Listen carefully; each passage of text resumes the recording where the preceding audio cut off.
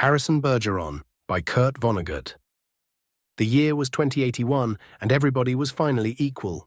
They weren't only equal before God and the law, they were equal every which way. Nobody was smarter than anybody else. Nobody was better looking than anybody else. Nobody was stronger or quicker than anybody else.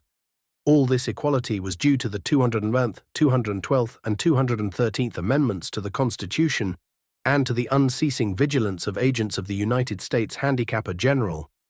Some things about living still weren't quite right, though. April, for instance, still drove people crazy by not being springtime.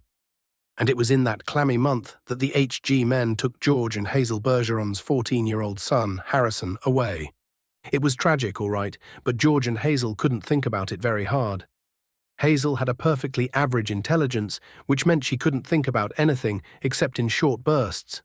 And George, while his intelligence was way above normal, had a little mental handicap radio in his ear. He was required by law to wear it at all times. It was tuned to a government transmitter. Every 20 seconds or so, the transmitter would send out some sharp noise to keep people like George from taking unfair advantage of their brains. George and Hazel were watching television. There were tears on Hazel's cheeks, but she'd forgotten for the moment what they were about. On the television screen were ballerinas. A buzzer sounded in George's head. His thoughts fled in panic, like bandits from a burglar alarm. "That was a real pretty dance, that dance they just did," said Hazel. "Huh," said George. "That dance, it was nice," said Hazel. "Yup," said George. He tried to think a little about the ballerinas. They weren't really very good, no better than anybody else would have been anyway. They were burdened with sash weights and bags of birdshot, and their faces were masked, so that no one, seeing a free and graceful gesture or a pretty face, would feel like something the cat drug in. George was toying with the vague notion that maybe dancers shouldn't be handicapped. But he didn't get very far with it before another noise in his ear radio scattered his thoughts.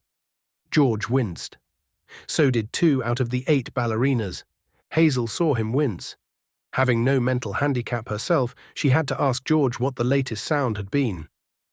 "Sounded like somebody hitting a milk bottle with a ball-peen hammer," said George. "I'd think it would be real interesting, hearing all the different sounds," said Hazel, a little envious. "All the things they think up." Said George. "Only if I was handicapper general, you know what I would do?" said Hazel. Hazel, as a matter of fact, bore a strong resemblance to the handicapper general, a woman named Diana Moon Glampers. "If I was Diana Moon Glampers," said Hazel, "I'd have chimes on Sunday, just chimes, kind of in honor of religion." "I could think if it was just chimes," said George. "Well, maybe make 'em real loud," said Hazel. "I think I'd make a good handicapper general." "Good as anybody else," said George. "Who knows better than I do what normal is?" said Hazel. "Right," said George. He began to think glimmeringly about his abnormal son, who was now in jail, about Harrison, but a 21-gun salute in his head stopped that. "Boy," said Hazel, "that was a doozy, wasn't it?" It was such a doozy that George was white and trembling, and tears stood on the rims of his red eyes. 2 of the 8 ballerinas had collapsed to the studio floor, were holding their temples. "All of a sudden you look so tired," said Hazel.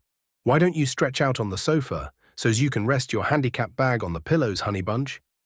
She was referring to the 47 pounds of birdshot in a canvas bag, which was padlocked around George's neck. "Go on and rest the bag for a little while," she said. "I don't care if you're not equal to me for a while."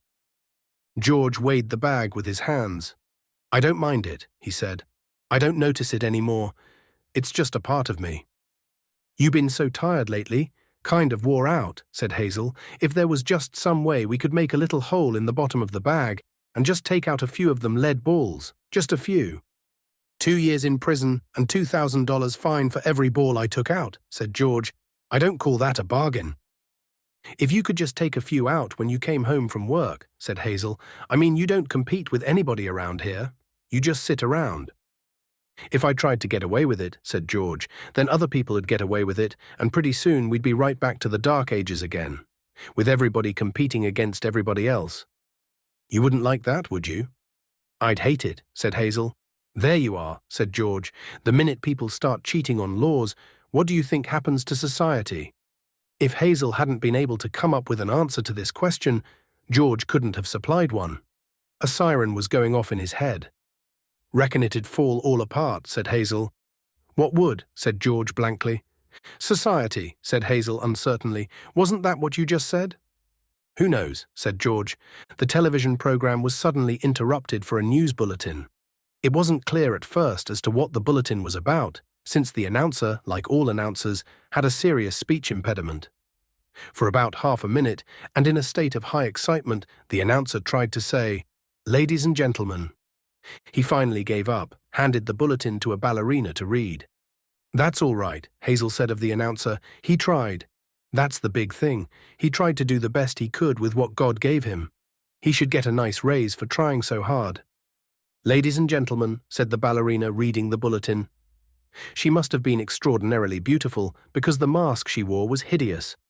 And it was easy to see that she was the strongest and most graceful of all the dancers, for her handicap bags were as big as those worn by 200-pound men.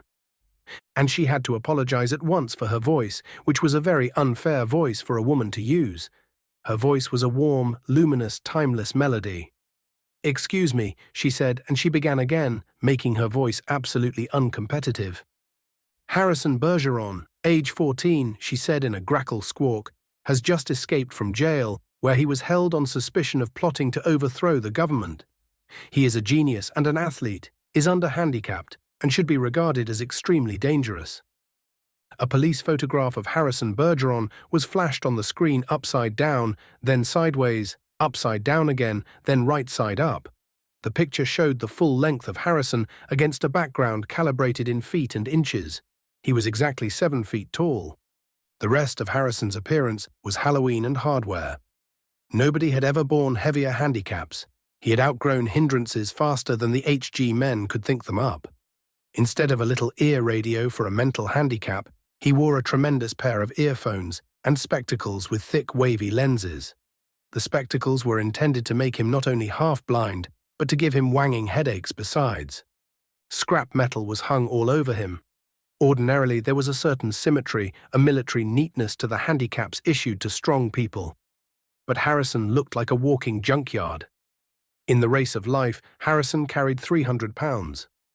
And to offset his good looks, the HG men required that he wear at all times a red rubber ball for a nose, keep his eyebrows shaved off, and cover his even white teeth with black caps at snaggletooth random. If you see this boy, said the ballerina, do not, I repeat, do not, try to reason with him. There was the shriek of a door being torn from its hinges. Screams and barking cries of consternation came from the television set. The photograph of Harrison Bergeron on the screen jumped again and again, as though dancing to the tune of an earthquake. George Bergeron correctly identified the earthquake, and well he might have. For many was the time his own home had danced to the same crashing tune. My God, said George, that must be Harrison. The realization was blasted from his mind instantly by the sound of an automobile collision in his head. When George could open his eyes again, the photograph of Harrison was gone. A living, breathing Harrison filled the screen. Clanking, clownish, and huge, Harrison stood in the center of the studio. The knob of the uprooted studio door was still in his hand. Ballerinas, technicians, musicians, and announcers cowered on their knees before him, expecting to die. I am the Emperor, cried Harrison. Do you hear? I am the Emperor. Everybody must do what I say at once. He stamped his foot, and the studio shook. Even as I stand here, he bellowed, crippled, hobbled, sickened, I am a greater ruler than any man who ever lived. Now watch me become what I can become. Harrison tore the straps of his handicap harness like wet tissue paper, tore straps guaranteed to support 5,000 pounds. Harrison's scrap iron handicaps crashed to the floor. Harrison thrust his thumbs under the bar of the padlock that secured his head harness. The bar snapped like celery. Harrison smashed his headphones and spectacles against the wall. He flung away his rubber ball nose, revealed a man that would have awed Thor, the god of thunder.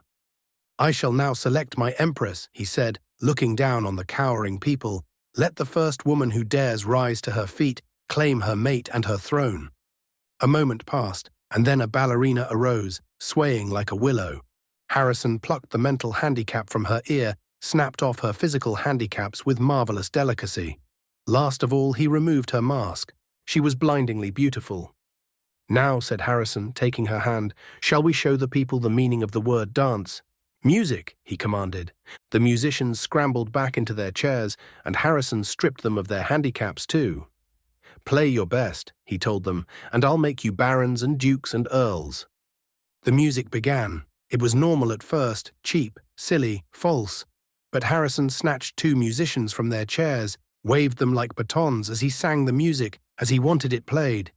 He slammed them back into their chairs. The music began again and was much improved. Harrison and his empress merely listened to the music for a while, listened gravely as though synchronizing their heartbeats with it. They shifted their weights to their toes. Harrison placed his big hands on the girl's tiny waist, letting her sense the weightlessness that would soon be hers. And then, in an explosion of joy and grace, into the air they sprang. Not only were the laws of the land abandoned, but the law of gravity and the laws of motion as well. They reeled, whirled, swiveled, flounced, capered, gambled, and spun. They leapt like deer on the moon. The studio ceiling was 30 feet high, but each leap brought the dancers nearer to it. It became their obvious intention to kiss the ceiling. They kissed it. And then, neutraling gravity with love and pure will, they remained suspended in air, inches below the ceiling, and they kissed each other for a long, long time. It was then that Diana Moon Glampers, the handicapper general, came into the studio with a double-barreled 10-gauge shotgun. She fired twice, and the Emperor and the Empress were dead before they hit the floor.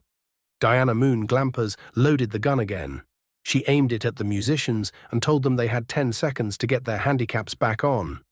It was then that the Bergeron's television tube burned out. Hazel turned to comment about the blackout to George, but George had gone out into the kitchen for a can of beer. George came back in with the beer, paused while a handicap signal shook him up. And then he sat down again. "You been crying," he said to Hazel. "Yup," she said. "What about?" he said. "I forget," she said. "Something real sad on television." "What was it?" he said. "It's all kind of mixed up in my mind," said Hazel. "Forget sad things," said George. "I always do," said Hazel. "That's my girl," said George. He winced. There was the sound of a riveting gun in his head. "Gee, I could tell that one was a doozy," said Hazel. "You can say that again," said George. "Gee," said Hazel, "I could tell that one was a doozy."